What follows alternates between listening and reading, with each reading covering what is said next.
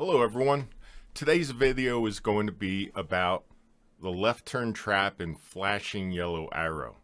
I've received a lot of questions recently about the flashing yellow arrow, and while there's a lot of information on the internet about how to address the flashing yellow arrow, there isn't much about the history.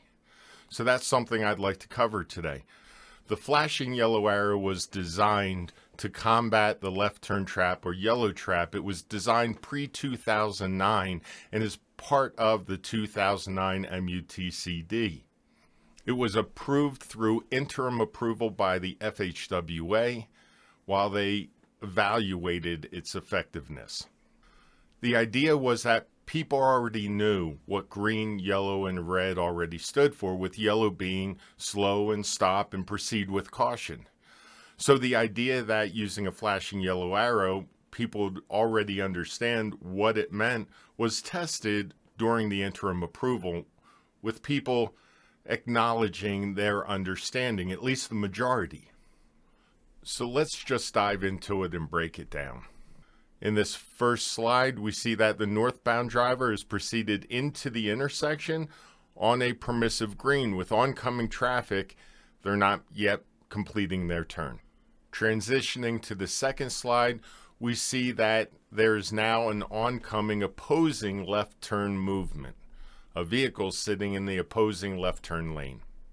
With the southbound left turn movement now having been detected, the northbound turns yellow as it transitions towards a southbound green arrow. This is where the left turn or yellow trap comes into play, because the northbound vehicle isn't sure what the southbound is going to do. And with oncoming southbound traffic, if they try to make the turn to clear the intersection, something that they're legally required to do, it may result in an accident. As they would wait, the yellow would then transition to red. Engineers developed a number of solutions over time to address the yellow trap or left turn trap, but depending on volumes at any given time or conditions at any given time, they weren't always optimal for the conditions. They did their best, but there had to be a better solution.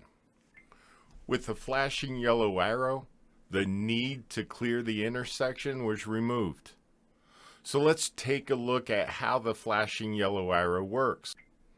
This time, instead of being met with a green ball, the northbound left turn driver is met with a flashing yellow arrow. When a southbound left turn vehicle arrives, it's still detected with the need for the signal to start transitioning to give them a green. This time, however, instead of the signal going yellow for all northbound movements, the signal turns yellow for the northbound through movements only. In this scenario, the northbound left turn driver isn't required to clear the intersection, instead allowed to wait for an appropriate gap in which they can complete their left turn. The northbound through movements then receive a red, transitioning through the all red cycle, providing the southbound left turn with a green arrow. The flashing yellow arrow eliminates the yellow trap or left turn trap and makes it safer for everyone traveling the road. So now that you understand how it works, you may be asking, why am I not seeing the flashing yellow arrow everywhere? Well, that's simple: cost. And the FHWA provides guidelines towards adoption and implementation. For now, thank you for watching. Hope this helps. You guys have a great day. Bye.